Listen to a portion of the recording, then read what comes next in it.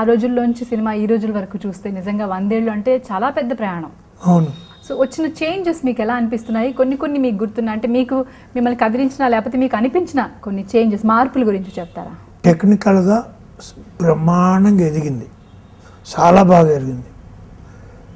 ఇంత కెమెరాలో కూడా మీరు స్క్రీన్లో సినిమా తీసేస్తున్నాం తీయగలిగే కెపాసిటీ వచ్చింది.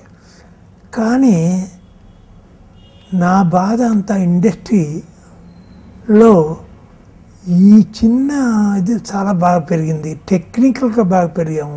ఇండస్ట్రీ గురించి తెలియని వాడు ఇండస్ట్రీకి వచ్చి మా ఇండస్ట్రీని పాడు చేస్తున్నారు అని అంటున్నాను నేను.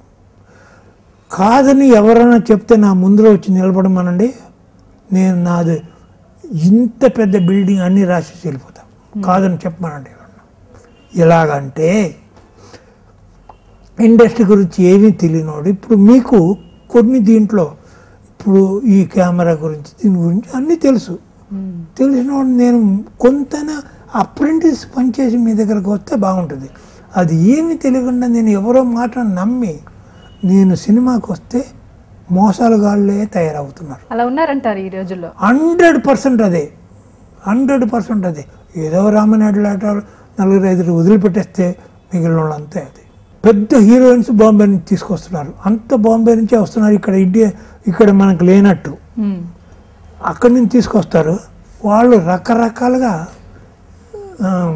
తెలియకుండా ఒక ఇస్త్రీ బాక్స్ వాడిని ఆడిని ఎక్కడి నుంచి, ఇస్త్రీ చేసేవాడిని ఎక్కడి నుంచి,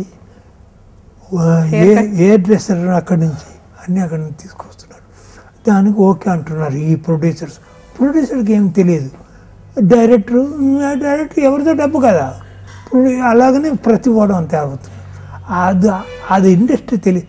నా దగ్గర నేను ఏ ఆర్టిస్ట్కి అయినా డైరెక్టర్కి 250-300 రూపాయలు ఇస్తాను.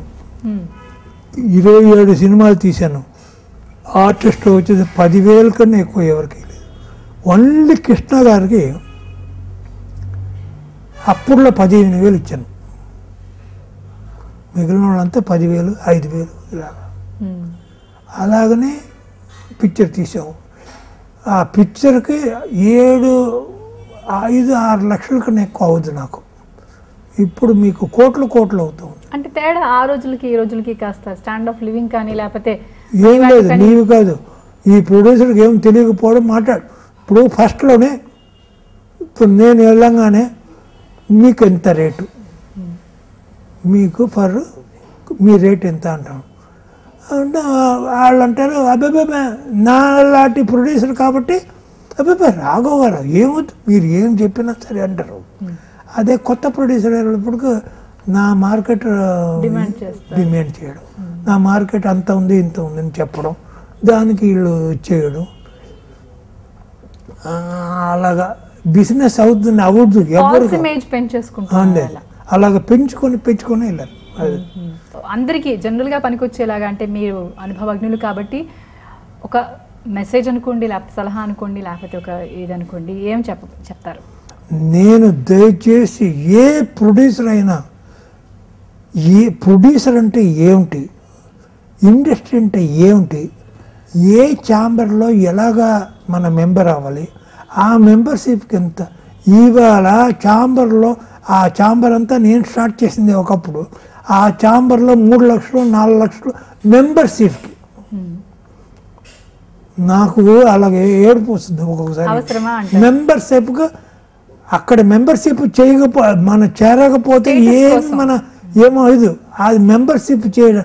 ఎందుకంటే 3 లక్షలు 4 లక్షల రూపాయలు మెంబర్షిప్ చేరితే గవర్నమెంట్ దగ్గర రేపు పొద్దున్నే ఫైట్ చేస్తే ఏదో సైట్ ఇస్తారో అది ఇస్తారని నమ్మకం. కానీ ఎవరు ఏమి ఇయ్యరు. ఎందుకంటే ఈ film Nagar housing cooperative society నేనే తీసుకొచ్చింది, ఇక్కడికి పెట్టింది నేను, అందరికి ఇచ్చింది, ఇల్లు హౌసెస్ ఇచ్చింది నేనే ఇక్కడ ఇదంతా.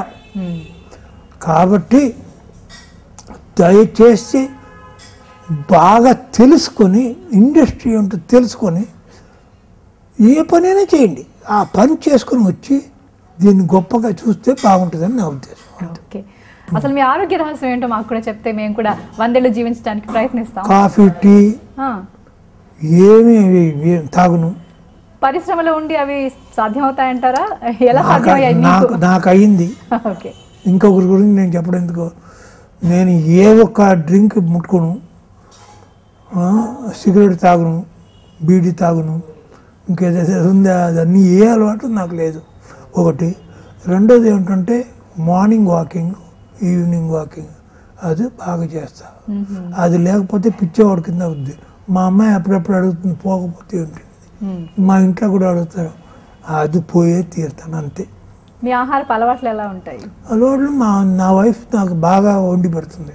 ఓకే, అంతే. అంటే మితంగా భోజనం అంటారు. మితంగా అన్ని ఇదే తినాలని పెట్టి తింటాం. ఓకే, చాలా చాలా ధన్యవాదాలు రాఘవ్ గారు. అంటే మీతో ఇంతసేపు గడిపి మాకు సమయం వెచ్చించినందుకు నిజంగా thank you very much. Thank you very much.